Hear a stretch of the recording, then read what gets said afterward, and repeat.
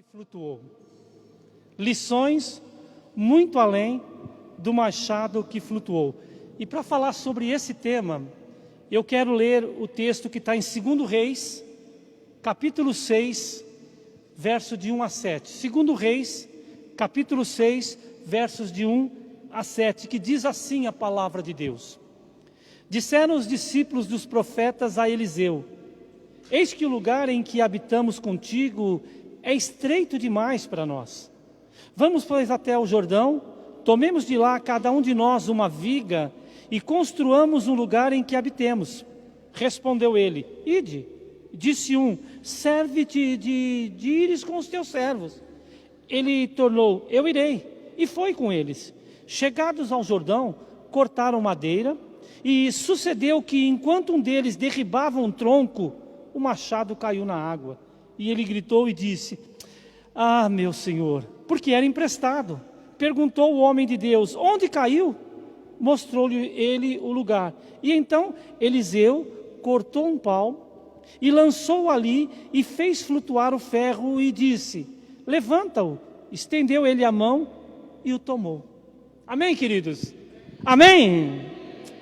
Irmãos, Eliseu, um servo de Deus, ele dirigia uma escola de profetas. E aqui nesse texto ele passa por uma situação inusitada, uma situação bem pitoresca, uma situação interessante. Porque ele, juntamente com os aprendizes de profeta, Eliseu vai até o Rio Jordão para cortar algumas árvores a fim de terem vigas ou toras de madeira para as suas casas, para as suas construções. Mas quando eles estavam cortando as toras, acontece um incidente. Um dos aprendizes de profeta deixou que o ferro do seu machado caísse dentro das águas do rio. E isso causou uma grande preocupação entre eles. Porque aquele machado, justamente aquele machado, era emprestado. Não podia ter sido do outro, que era dele mesmo, mas justo emprestado, né? Então Eliseu faz o que ninguém imaginava para resolver aquele problema. Talvez nós, se estivéssemos ali, deixa que eu mergulho bem, que eu nado, eu sei, eu sou que nem peixe, sabe? E vai pular na água, alguma coisa assim. Talvez alguns estivessem esperando que fosse acontecer uma coisa semelhante a essa, mas Eliseu faz o que ninguém imaginava para resolver aquele problema. Ele cortou um pedaço de pau, jogou na água, e isso fez com que, de forma sobrenatural, o ferro do machado flutuasse, pairasse por sobre as águas. Imagine isso, que aquela peça de ferro, o machado, boiou sobre as águas como se fosse uma folha de papel, alguma coisa assim, sem peso algum, sabe? Contrariando toda a lei da física. E assim o machado foi resgatado e o problema foi resolvido. E é interessante, irmãos, que eu sempre, quando eu lia esse texto, eu não sei se o mesmo acontecia com você ou se já aconteceu, mas no meu caso, toda vez que eu li essa passagem, eu já a li por diversas vezes, e eu me focava muito no milagre, no machado que flutua. Eliseu chegando lá, cortando, caiu o machado na água, aquela coisa. Ele deu: deixa comigo aqui. Pegava um pedaço o facãozinho dele, tirava ali e cortava um pedaço de madeira, jogava na água, levantava. A gente, pelo menos eu, sempre foquei nesse episódio desta maneira, fitando o milagre, o sobrenatural que estava acontecendo. Mas eu quero nesta noite destacar algumas coisas desse texto, lições que podemos tirar muito além do machado que flutuou, sabe? Então, que vai nos ensinar coisas importantes, princípios sobre diversas áreas da nossa vida, tanto na atitude daqueles aprendizes, quanto no fato do machado flutuar. Esse texto que acabamos de ler, de 1 a 7, traz lições preciosas para as nossas vidas. E eu quero começar pelo versículo 1, onde está escrito o seguinte: disseram os discípulos dos profetas a Eliseu: eis que o lugar em que habitamos contigo é estreito demais para nós. Aqueles homens, aqueles profetas, eles viram que o lugar era pequeno. E eles falaram: olha, o lugar em que estamos habitando contigo é estreito demais para nós. Então a primeira lição que eu tiro desse texto é que nós precisamos decidir crescer. Precisamos pensar em coisas maiores e não ficar acomodado no estreito. Sabe? É isso que tem que ser. Aqueles aprendizes perceberam que o lugar que estavam era pequeno demais para eles. Eles tinham a visão de crescer, a visão de expandir. E foi esta visão que aqueles homens tiveram, que aqueles aprendizes tiveram, é que moveu cada um deles a buscar ampliar, a buscar crescer, a expandir e aumentar o lugar onde eles estavam. Essa visão daqueles aprendizes tem que ser a nossa também. Nós precisamos ter visão de crescimento. Nós precisamos pensar em crescer, em expandir. Sabe, isso tem que acontecer. Quantas vezes nós nos acomodamos a condição que só vai nos estreitando, uma condição que só vai nos limitando. Vivemos dessa maneira, sabe, que só vai nos apertando e nós não vemos, nos acostumamos com a situação e nós não vemos a necessidade e nem possibilidade de termos uma condição melhor. Não tem jeito, não dá. Nós não temos oportunidade. A oportunidade só surge para um, não surge para outro. E vamos vivendo de uma forma tal que acabamos nos acomodando e achamos que não podemos ter uma visão, uma condição melhor. Muitas vezes isto é pela condição financeira mesmo, que nos é estreita, e ficamos amargando a vida toda nessa situação financeira. Eu vejo pessoas que começam a fazer as coisas, que é novo ainda. Eu lembro que na outra igreja onde eu estava, eu via pessoas que: você vai fazer o quê? Não, nada, já terminei o 2º grau, estou lá. Falei: cara, vai ficar parado nisso? Você não está vendo como é o mercado de trabalho aí fora? A dificuldade que é para você conseguir um trabalho. Como é difícil, e você vai se conformar em ficar com isso? Ou você vai se conformar com o trabalho que você tem, ganhando o salário que você está, ao invés de tentar se esforçar agora para tentar se expandir? Quando você for procurar um trabalho, você ter um currículo que vai servir de concorrência, e que você vai ser beneficiado, porque o teu currículo é melhor que o outro. Agora nós queremos emprego, queremos ganhar bem, mas não queremos pagar o preço enquanto somos jovens. Esse é o problema de muita gente, sabe? Será que nós não podemos ter uma visão de crescimento e procurarmos fazer algo para melhorar esta situação? É isso. Deixa eu contar uma coisa para você, que eu não me orgulho disto, mas eu tenho o 2º grau, mas o meu 1º grau que eu fiz foi supletivo, porque eu não queria saber de estudar quando eu tinha idade. Quando eu tinha a idade que era para estudar, eu não queria saber de estudar. Quando eu cheguei num determinado, que já tinha meus filhos, o trabalho que eu exercia na empresa exigia que eu tivesse o mínimo o 1º grau completo, e eu nem tinha o 1º grau, que era até, chamava-se na época, a 8ª série ginasial. Eu não tinha. Então eu trabalhava à noite, eu saía do serviço 6 horas da manhã, ia para um curso supletivo que eu pagava ali, para fazer o curso supletivo, para ter um diploma, que eu tinha um prazo para entregar esse diploma na empresa, para permanecer com o meu trabalho. 1º grau. O meu 2º grau, eu tenho o 2º grau, foi supletivo também. E quando foi isso? Eu já tinha perto de 50 anos, quando eu resolvi voltar para estudar. Falei: eu vou fazer meu 2º grau. Então, eu falo, quantas pessoas que têm a oportunidade quando jovem de tentar, de falar, não, eu vou estudar, mas fica aí, sabe, com a boca aberta babando. Não tenta expandir, não tenta crescer. E aí depois reclama da situação que não muda. É uma situação como... Nós precisamos, sabe, ter a visão de crescimento. Ter a visão de crescimento. Sabe, agora é interessante. O caso que nós estamos vendo aqui é a condição financeira que é estreita, ficamos amargando a vida toda nela e sem ter a visão de crescimento. Mas eu quero trazer isso para o nosso contexto aqui agora como igreja. O número de membros da nossa igreja também serve de exemplo. Nós precisamos crescer. Nós precisamos crescer. Se nós não tivermos a visão de crescimento, vai ficar complicado. Será que temos a visão que tinham os aprendizes de profeta que Eliseu dirigia?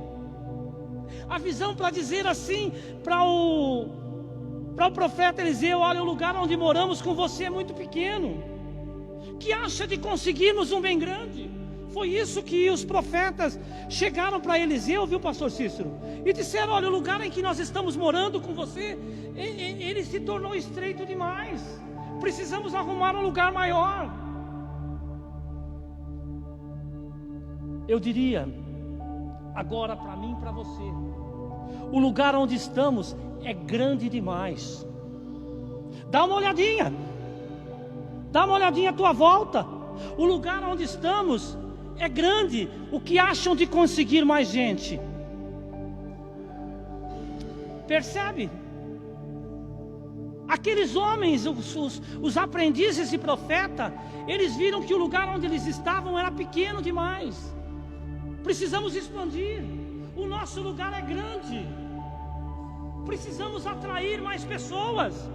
Precisamos ter a visão de crescimento.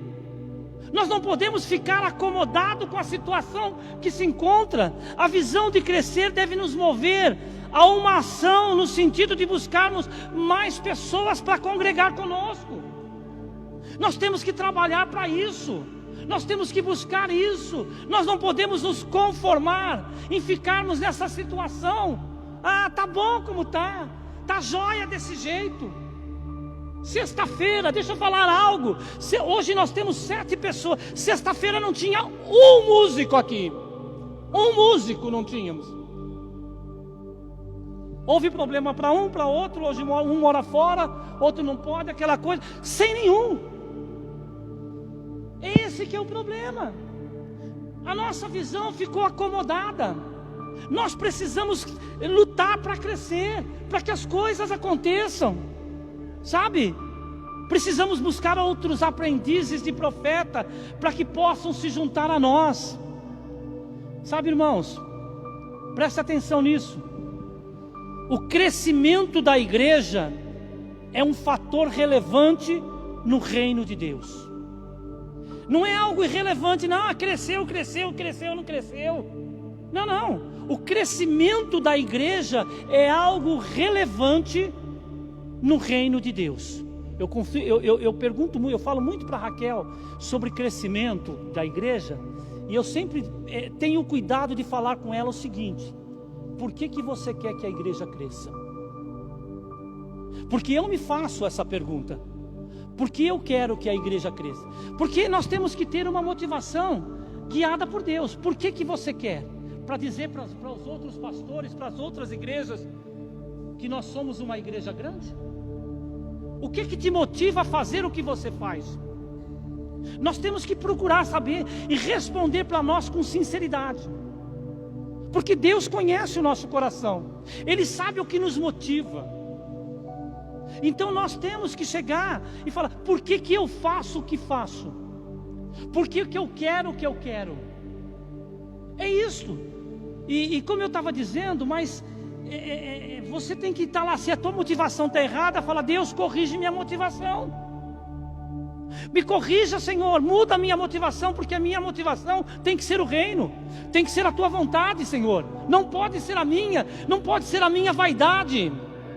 Tem que ser o que Deus quer. E olha só, o crescimento da igreja é um fator relevante no reino de Deus, porque nós lemos ali em Atos capítulo 9, versículo 31, não vai estar que eu não coloquei, a igreja crescia em número. Você pega o livro de Atos e você vai ver que está lá, a igreja está crescendo em números. Você ainda vê no livro de Atos que dia a dia o Senhor acrescentava à igreja as pessoas que iam sendo salvas. Ou seja, Deus se importa com isso, é algo relevante, mas Ele usa quem para que isso aconteça? Quem que Ele usa para que isso aconteça? A igreja, as nossas vidas. É isso que nós temos que ter. Se nós temos uma visão acomodada, não funciona, sabe? E é para ser assim, irmãos. A igreja, ela precisa crescer, porque se a igreja ela está viva, se está avivada, é natural que ela cresça. Olha só, se a igreja está viva, se ela está avivada, é natural que ela cresça. Mas se nós não tivermos uma visão de crescimento, ficaremos com o nosso grupinhos de salvos e satisfeitos. Tá tudo bem. Isso é para vocês, isso é para mim. Tá bom? Vamos ficar satisfeitos, tá tudo bem. Tá tudo tranquilo.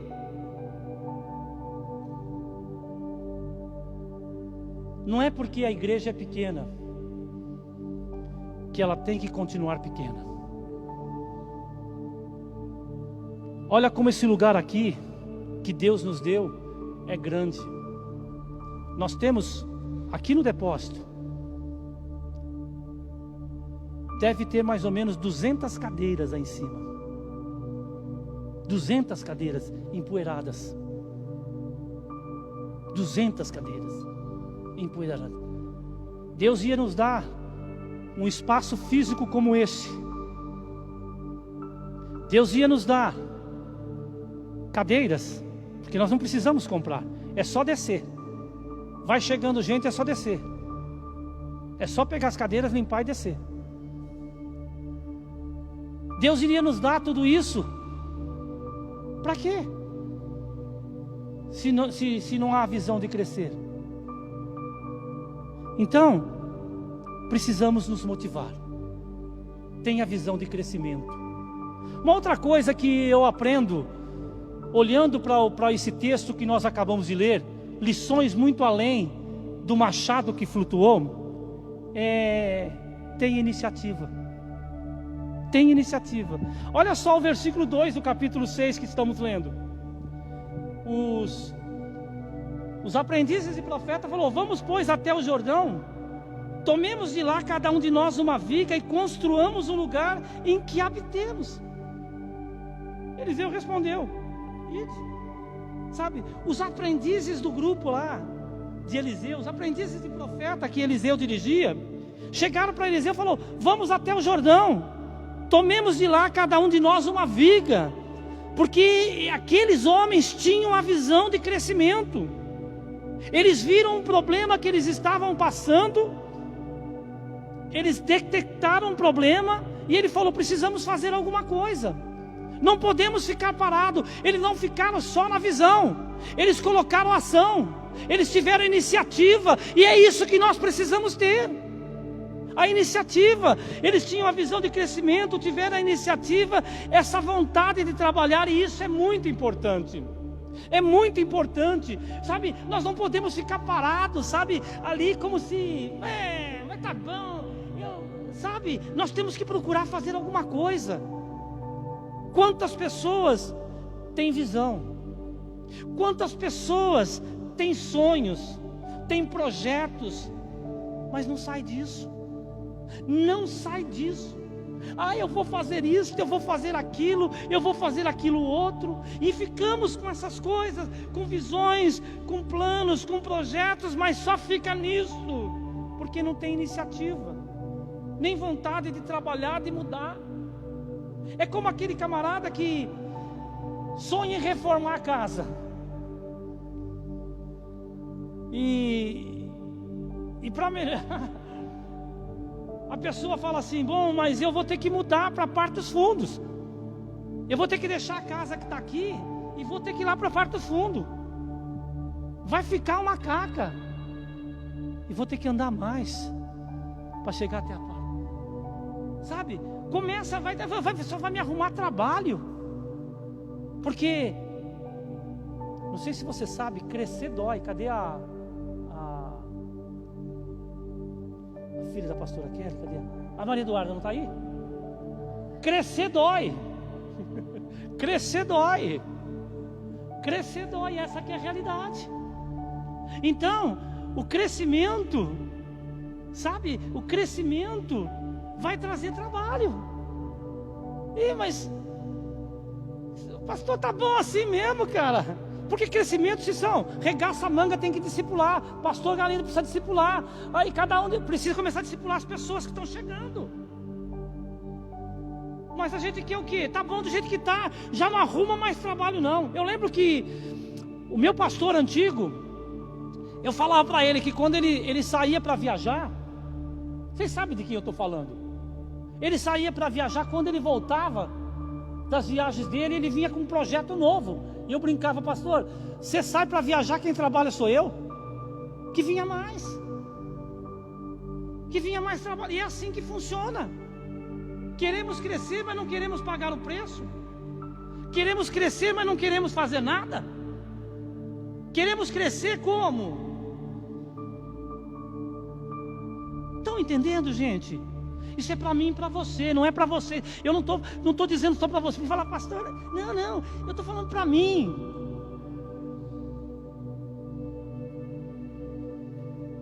Entenda. É só trabalhando, passando por dificuldades, se esforçando, é que nós vamos ver sonhos se realizando. Isso em todas as áreas. Em todas as áreas. Se você não pagar o preço hoje, não vai funcionar, não vai adiantar, não vai mudar. Então não basta ter visão, tem que ter iniciativa e tem que ter vontade de trabalhar. Tem que ter iniciativa e vontade de trabalhar, senão não vai. Nós vamos ficar sempre nessa ladainha. Não basta querer ver a igreja crescer, irmãos. Presta atenção nisto. Você precisa falar de Cristo para as pessoas, você precisa orar e convidar as pessoas a virem para a igreja. Não basta só querer ver a igreja crescer. Você precisa falar de Cristo para as pessoas. Você precisa orar e convidar as pessoas a virem à igreja. Ontem o grupo de mulheres da igreja, elas foram num trabalho de evangelismo. Tinha lá talvez umas 15 mulheres, eu não sei quantas tinham. E foram para o trabalho aí no Parque do Povo, entregar folhetos e tudo mais. E foi uma bênção. Mas não pode ser um trabalho. Eu sei que a Raquel orou, porque eu estou com ela o tempo todo, eu sei como ela orou para que pudesse acontecer, porque talvez nem fosse acontecer. Então ela orava para que acontecesse e também para que as pessoas fossem alcançadas, fossem contactadas. Mas irmãos, isso tem que ser prática da nossa igreja. Não precisa ser um evento onde nós marquemos um evangelismo com as mulheres, alguma coisa. Não, o falar de Cristo tem que ser um estilo de vida nosso. Tem que ser algo natural, de dentro de uma conversa trivial, eu consiga introduzir Cristo para as pessoas com quem eu estou falando. Isso tem que ser algo natural na nossa vida. Nós precisamos falar de Cristo para as pessoas e, além disso, orar por elas e convidá-las para vir à igreja. Precisamos convidar. Não foi assim que você veio aqui hoje? Foi convidado, está aqui. É assim que funciona. Orar e tudo mais. É assim que funcionam as coisas, gente. Terceira coisa que eu tiro da lição, daquele texto que lemos. Líder, não seja ciumento. Vai sobrar para nós. Você pensou que é só para eles?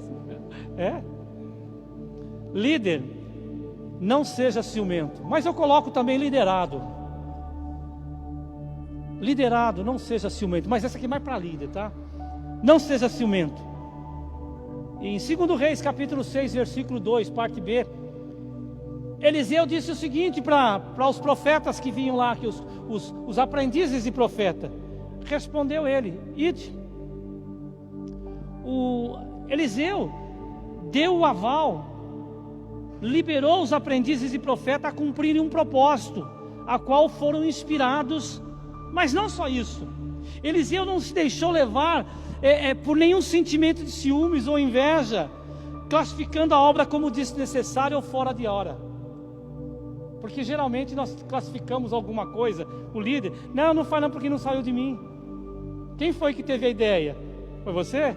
Então, não. Depois eu dou uma camuflada nessa ideia e jogo como se fosse minha. Sabe por quê? Porque o líder acha que só ele que tem sabe, que é o bambambam.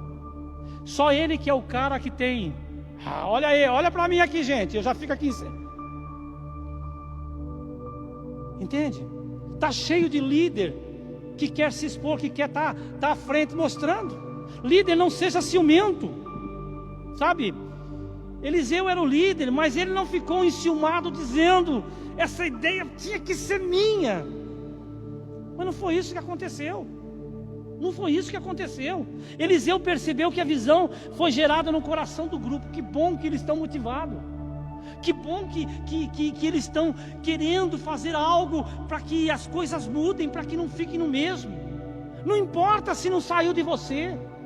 Não importa se não saiu de você, se não saiu de mim. O importante é que é o grupo que nós estamos fazendo parte está querendo crescer, está querendo estar motivado para fazer as coisas. Não está vivendo numa inércia. Não está parado. Está querendo fazer algo. Sabe? De quem a ideia não importa. Quem vai ser beneficiado? Todos. Quem vai ser beneficiado? As pessoas lá fora. A igreja vai ser beneficiada. Então não importa de onde partiu a ideia. Se é boa, vamos fazer. Você está entendendo, irmão? E o trabalho foi feito. Eliseu declarou: pode ir, vai, façam. Isto mostra para nós líderes que ser líder na obra de Deus é ser servo de Deus e conservo dos filhos de Deus. Os líderes cristãos, eles não têm que ostentar coisa alguma. Eles não têm que se exaltar. Eles não têm que dizer: eu sou o líder, então eu falo e vocês ouvem.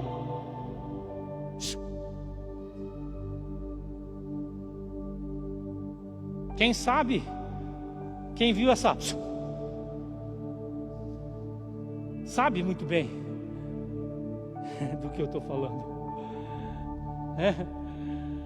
Eu vi certa vez uma pessoa falando assim: Raquel e eu ouvimos.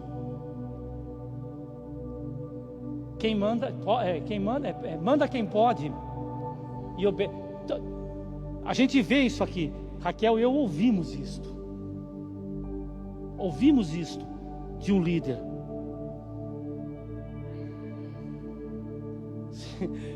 Mas essa vez que eu e Raquel ouvimos, tem mais ou menos uns 25 anos. Lembra disso, Raquel?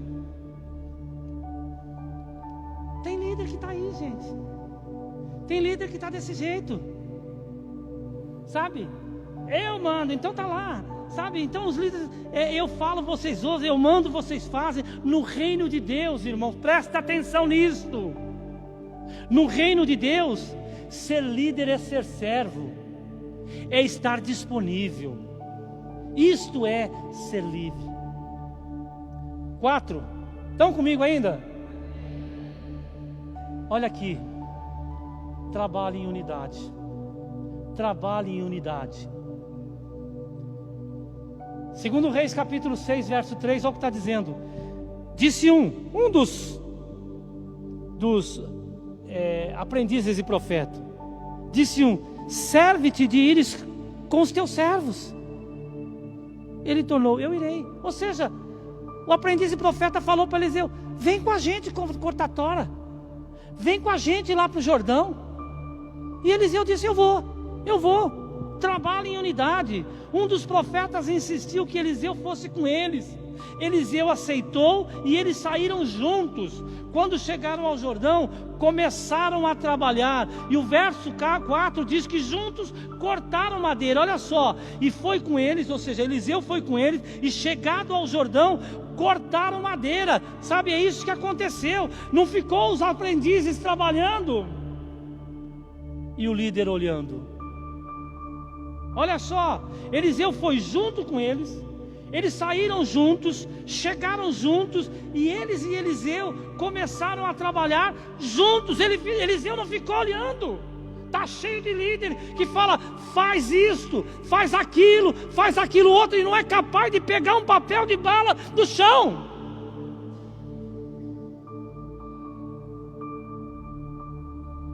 É isto. Nós temos que trabalhar juntos. E quando eu falo líder, eu não estou falando de pastores só não, viu? De ministro não. É líder de ministério. É dentro de casa. Porque, ô seu moço, tu é líder na tua casa. Mas não é ser líder para ficar, tu é líder na tua casa, você é líder na tua casa. Mas você tem que ser modelo.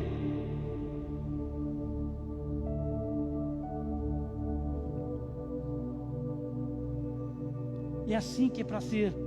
Líderes e liderados caminham juntos. É isso que vai fazer diferença, sabe? É isso que vai fazer com que a gente queira estar junto. Porque algumas pessoas falam, eu estou trabalhando para o pastor. Que pastor? Você está trabalhando para mim? Você está enganado, eu não vou nem te pagar. Porque se você for trabalhar, você vai dançar, está trabalhando de graça. Você trabalha para Jesus. Eu trabalho para Jesus. Você está trabalhando para mim? Peraí, ou vai capinar o quintal lá em casa, velho. Está entendendo? Não é para mim que você trabalha. Você trabalha para Jesus. Nós somos servos de Jesus e é para Ele que nós estamos fazendo. Então, nós estamos juntos e tem que ter essa motivação, tem que ter unidade. E vamos fazer porque nós queremos crescer. Esse lugar é grande demais para ficar assim.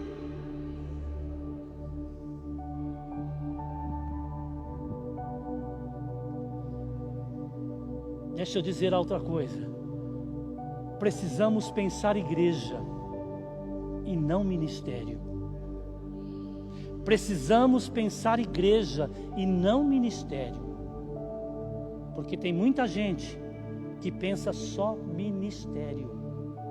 Faz tudo o que for necessário para o ministério. E a igreja,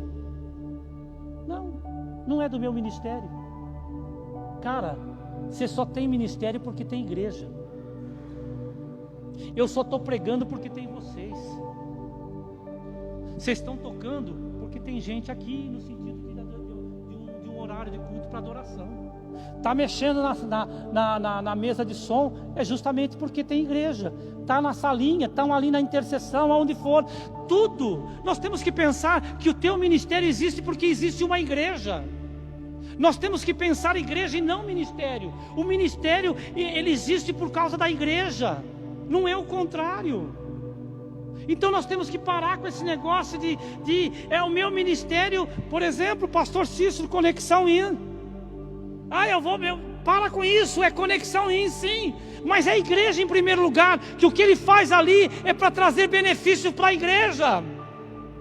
Tem que ter essa mentalidade. Chega dessa coisa de pensar só ministério.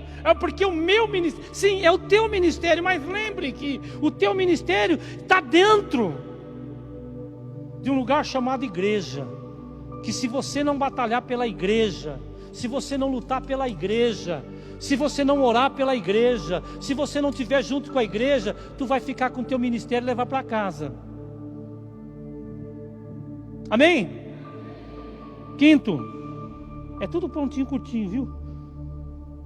Exerça o seu dom corretamente. Uma outra coisa que a gente vê aqui no texto: exerça o seu dom corretamente. 2 Reis capítulo 6, versículo 5, parte B, diz assim: ai meu Senhor, porque era emprestado. Falando do machado. Aquele machado, irmãos, era o que era? Uma ferramenta de trabalho. Era uma ferramenta de trabalho, sim ou não? É isso. Era uma ferramenta que por descuido caiu na água e se afundou, sumindo. Foi isso. No reino de Deus, irmãos, presta atenção no que eu vou falar. No reino de Deus, os nossos dons são como ferramenta de trabalho. Aí você vai falar, pastor, mas os dons são irrevogáveis. Usa ele de qualquer jeito e você vai ver que ninguém vai dar atenção para o teu dom mais. Teu dom vai ficar que nem um machado que não tem corte. Ninguém vai ligar. Deus continua deixando ele contigo. Mas só que o teu dom, porque você está usando de forma errada, sabe o que vai acontecer? Você vai falar se você prega, ninguém quer ouvir o que você tem para falar. Por quê? Ninguém quer ouvir quando você está tocando ou cantando, porque parece que tem, sabe? É o Pavarotti da vida, o Pavarotti da vida, coisa assim, sabe? No reino de Deus, irmãos, os nossos dons são como ferramenta de trabalho. Eles são para o crescimento da obra. Os dons são dados para que nós glorifiquemos a Deus através dele e abençoemos pessoas. Você já parou para pensar assim, que o que você faz, o dom que Deus te deu, você já louvou a Deus por isso? Porque vidas podem, se você exercer direito, podem ser abençoadas pelo teu dom. Deus pode estar sendo glorificado por aquilo que você faz, um dom que Ele deu, porque você está fazendo isso na dependência dEle. Pessoas, e Deus está sendo glorificado, e pessoas estão sendo abençoadas. Adore a Deus por isso. Deus, obrigado pelo privilégio de eu estar aqui cantando, pregando, ensinando, mexendo na mesa de som, intercedendo, dando aula para as crianças, tocando. Deus, muito obrigado pelo dom que o Senhor me deu. É isso, sabe? Obrigado, Deus. Agora, a pergunta que nós temos que fazer para nós é: como você tem usado essa ferramenta que Deus tem te dado? Como você tem usado essa ferramenta que Deus te deu? Porque precisa ter cuidado no uso. É necessário manusear com cuidado, senão o machado cai na água. O dom afunda. Não é que você perdeu ele não, viu? Volto a falar, os dons sem revogados. Você nunca vai deixar de aprender a tocar, filhinha. Nem de cantar. Nem de pregar. Você vai saber. Você não vai desaprender de mexer na mesa de som. Acontece o seguinte: vão valorizar o que você faz. As pessoas serão abençoadas pelo que você faz. Se você faz de qualquer jeito. Há irmãos que nem sequer sabem que tem ferramentas. Esse é um outro problema. Estão falando de ferramenta, de dom aí. Eu nem sei se eu tenho ferramenta, pastor. Sabe? Se você perguntar para ela qual é o seu dom, ela vai dizer: eu não sei, eu acho que eu não tenho. Sabe, deixa eu te dizer que a Bíblia fala para você em 1 Coríntios capítulo 7, versículo 7. Cada um tem o dom que Deus lhe deu. Um tem esse dom, o outro aquele. Deus dá um dom para cada um. Como é que você descobre o dom que você tem? Se envolva. Se envolva. Se envolva. Vai ter, por exemplo, eu vou falar, toda sexta-feira tem sido assim agora. A gente termina o culto de sexta-feira, dia de faxina na igreja. Semana que vem é o Eclesiastes, viu? Que está escalado para limpeza. São os pastores, estou falando. Não é só os meninos para fazer, os pastores para fazer também. Os pastores virem para limpar a igreja, para limpar banheiro, para fazer as coisas. Se bem que eu nunca limpei banheiro, que nunca deixaram, que acho que não confia, né? Me dá só as cadeiras para arrumar e varrer o chão. Mas enfim, está lá, né? Mas é o dia da gente fazer isso. Quer se envolver? Você não sabe, mas pastor, eu não sei qual. Começa a se envolver no que tem. Começa a se envolver, e você vai perceber que vai começar a florar aquilo que você é bom em fazer. Tem o evangelismo, participa no evangelismo. Eu falei, lembra? Estou esperando dos líderes me dar os motivos de oração. Dia 4 temos Santa Convocação. Líder, traz teu motivo de oração. Mas eu falei, lembra? Você quer pregar? Você que tem vontade de trazer uma mensagem, uma devocional, dia 4 de setembro é tua oportunidade. Nós vamos dar oportunidade para aqueles que estão aqui do nosso meio, vir aqui à frente, falar 10, 15 minutos, vai ser o dia todinho de jejum e oração. Vem participar. É assim que vai começar a florar o dom que tu tem. Agora, não vou não, o dia todinho em oração, credo. Tem nem uma comidinha? Tem motivo para tudo isso aí? Dá para orar? É isso, cara. Talvez você não consiga, não importa. Vem ficar uma parte.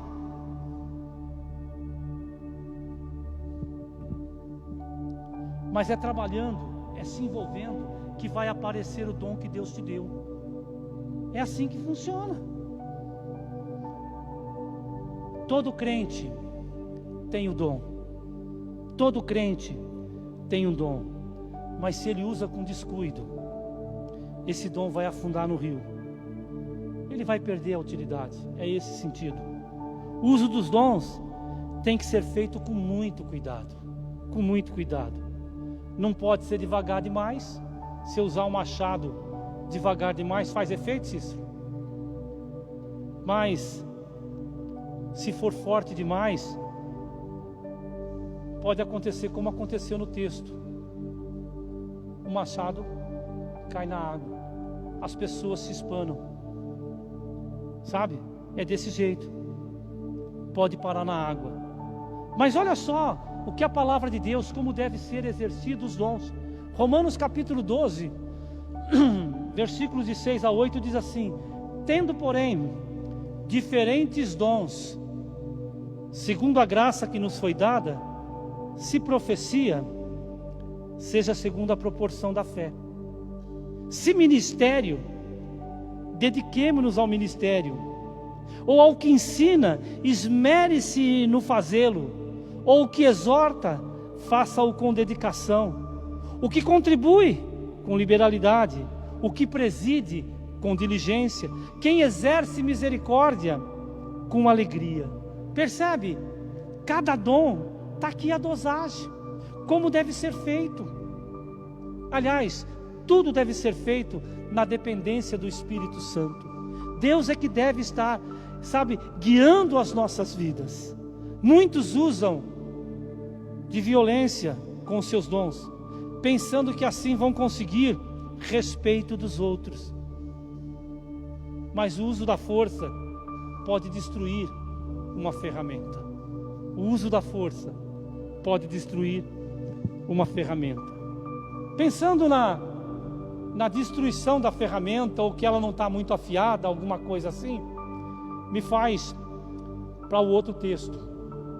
Ou outro texto não, uma outra coisa, uma outra lição tirada desse texto, que é: busque a restauração. Busque a restauração. Gente, como é importante. Segundo Reis, capítulo 6, versículo 6, diz assim: perguntou o homem de Deus: onde caiu?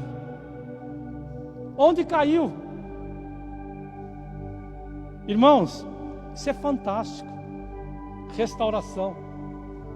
Ei, onde foi que caiu? Onde foi que o teu dom caiu? O rapaz que manuseava o machado, ele errou. Talvez ele tenha empregado força demais, e o ferro caiu na água, afundou no rio, e o machado não era dele.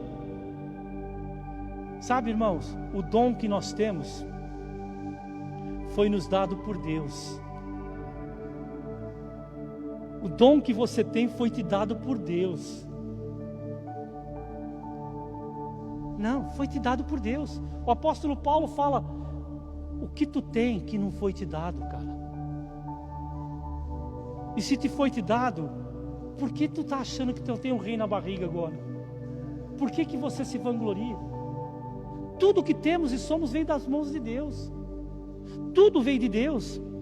Então, o dom que nós temos foi nos dado por Deus, e não é para oprimir, é para abençoar.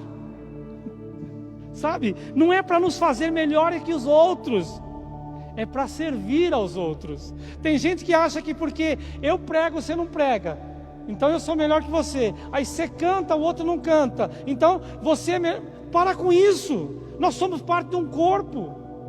No corpo não tem quem é mais ou menos.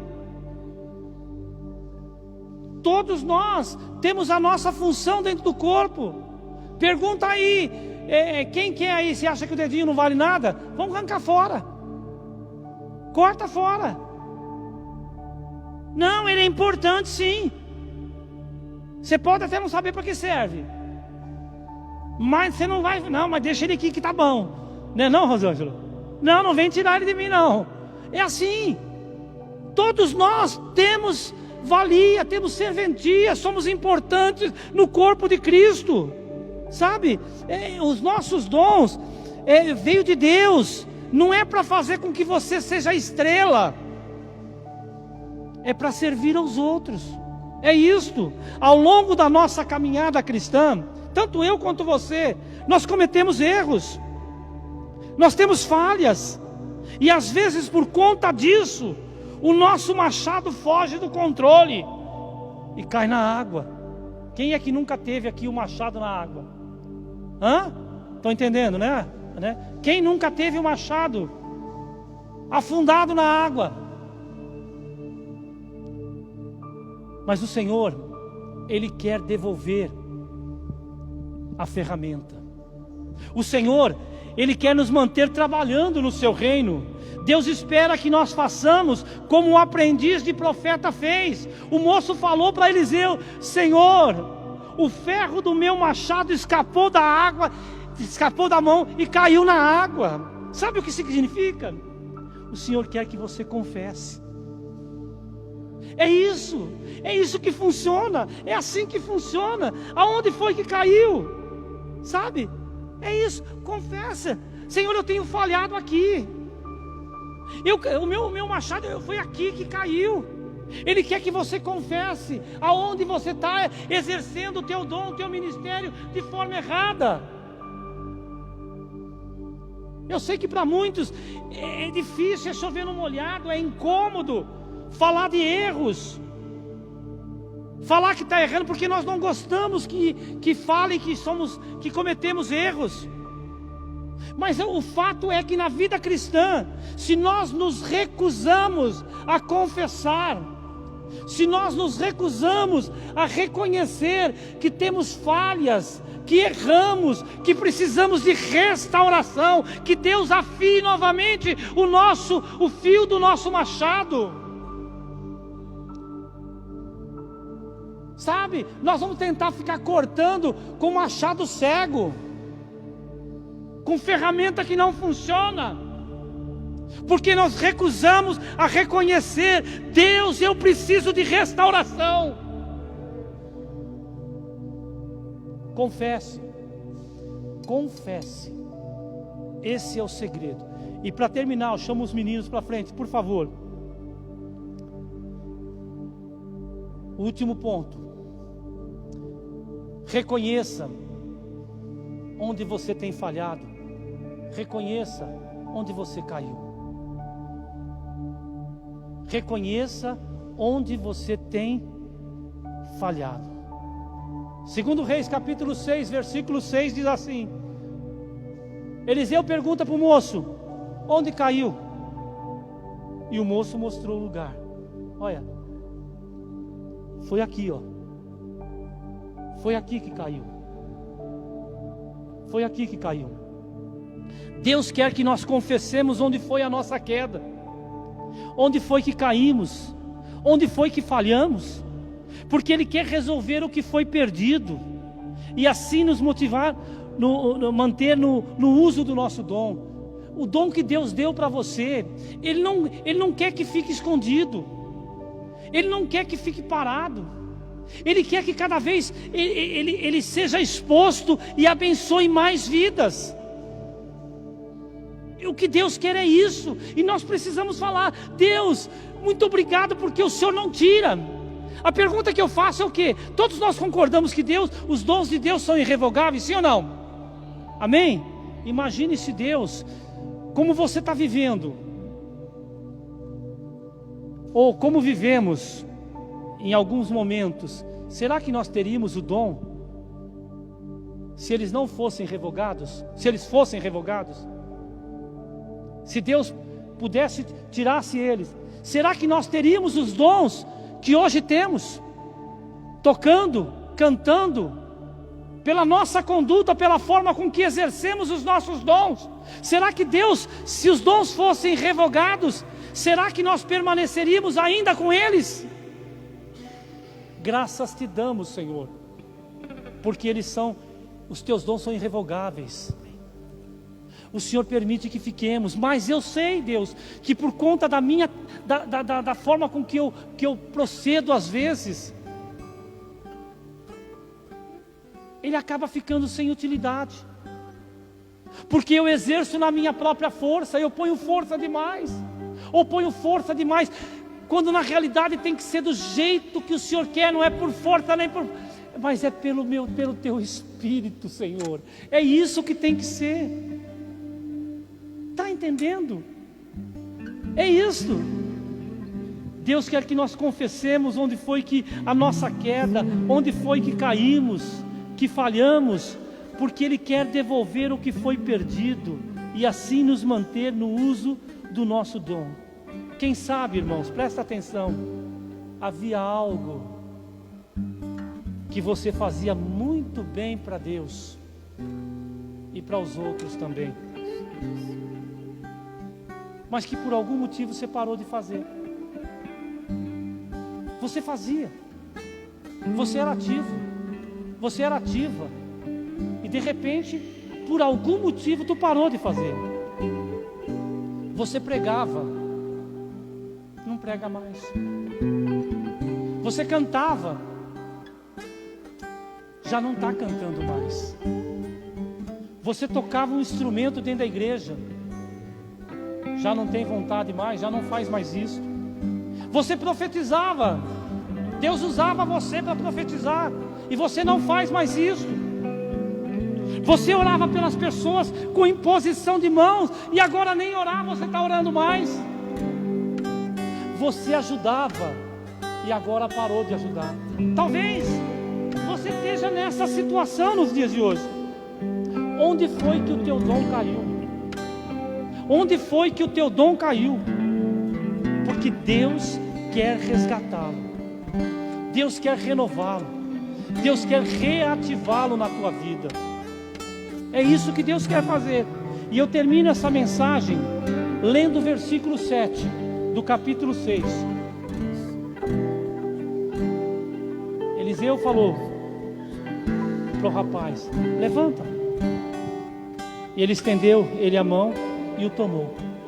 Quando Eliseu cortou aquele pedaço de madeira, jogou na água, que o machado flutuou, estende a mão e pega. Estende a mão e o tomou. Só depende de você. O milagre foi feito. Deus quer restaurar, Deus está restaurando os dons, o milagre está sendo feito. Você que tem que decidir se quer ou não quer, se quer continuar parado, se quer continuar do mesmo jeito, sabe? Basta para apenas que você busque, basta que você estique o braço, e você será restaurado à obra de Deus. Aquilo que Deus te chamou, aquilo que Deus tem falado com você, aquilo que Deus tem trazido ao teu coração, tem dito, basta que você fala: eu quero, Senhor, eu quero ser restaurado, eu quero estar fazendo aquilo para qual eu fui chamado. Chega de permanecer do mesmo jeito.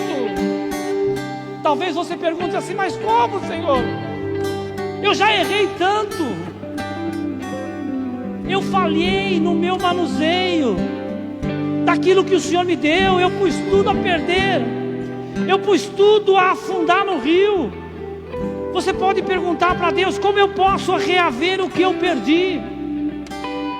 Versículo 6: Parte B diz assim: então Eliseu cortou um pau e lançou ali e fez flutuar o ferro. O texto aqui, irmão, presta atenção nisso que é muito profundo.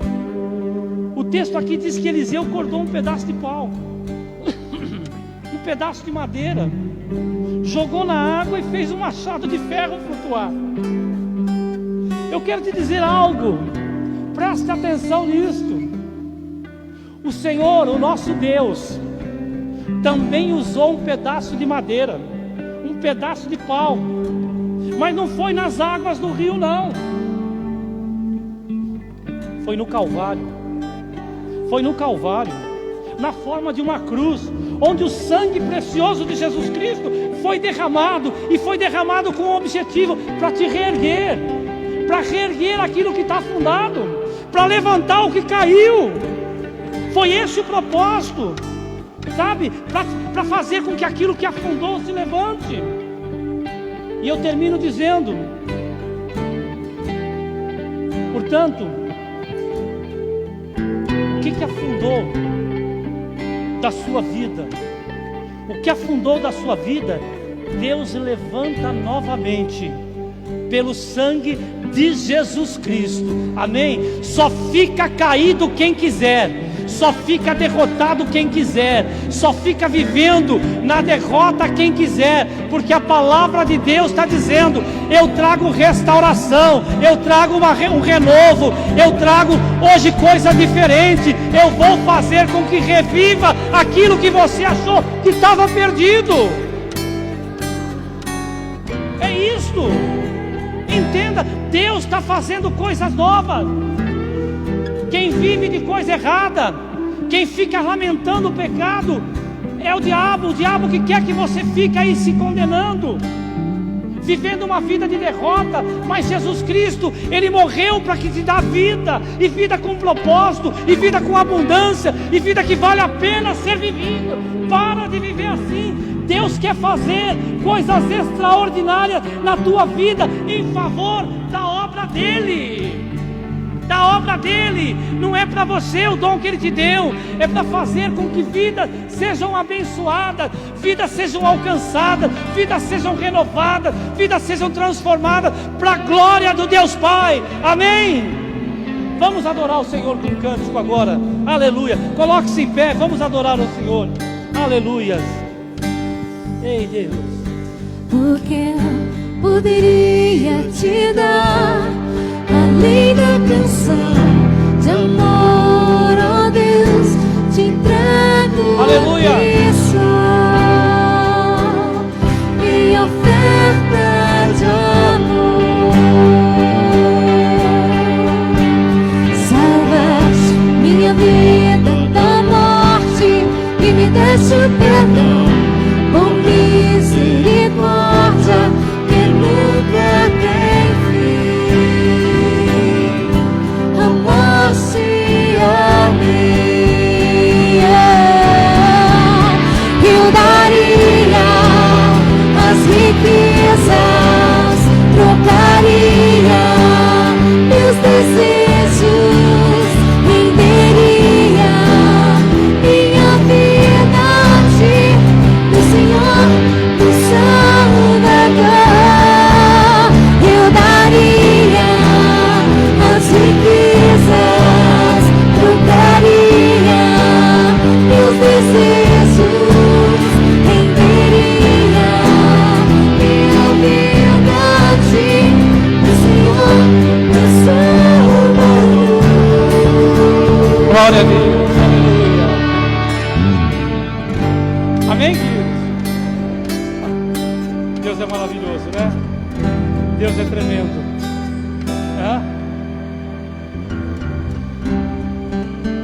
Sabe o que é mais interessante? Que quando a gente vê falando o machado que flutua, é algo impossível, é impossível de fazer isso. Mas ele afundou, e ele faz foi parar lá no fundo. Deus, Ele fez fez com que o servo dele tivesse uma inspiração para fazer aquilo que ele fez. Cortou um pedacinho de pau, jogou na... Não podia nem fazer nada, ele podia ter feito um dedo, rodado a água. Sabe o que eu vejo nisso? O poder sobrenatural de Deus. O poder de Deus para fazer aquilo que nós não imaginamos que Ele vai fazer. Como pode ser? Quem imaginaria? Eu fico pensando naquele moço, aquele ajudante de profeta, que estava lá, que caiu, e que foi reclamar e foi falar: olha, aconteceu isso, meu machado caiu e era emprestado. Ele nunca imaginou que a resposta de Deus, que a solução que aquele homem de Deus ia dar, era essa. Sabe o que eu aprendo com isso? Deus sempre vai nos surpreender. Deus, Ele não está preso dentro de uma caixinha. Viu, Karina? Aonde Ele vai fazer sempre do mesmo jeito. Ah, Ele fez assim, então Ele vai fazer assim também. Não. Ele é Deus. Ele faz como Ele quer. Isso é bom, porque não só Deus faz como Ele quer, que a hora dele fazer também é do mesmo jeito. Não é sempre do mesmo jeito. Para você pode chegar agora, não está lá. No outro pode ser amanhã. Mas o fato que Deus tem a hora certa e o modo certo de realizar o milagre. Confia no Senhor, porque coisas extraordinárias Deus vai continuar fazendo em nome de Jesus. Amém? Levanta a tua mão, vamos orar em nome de Jesus. Meu Deus.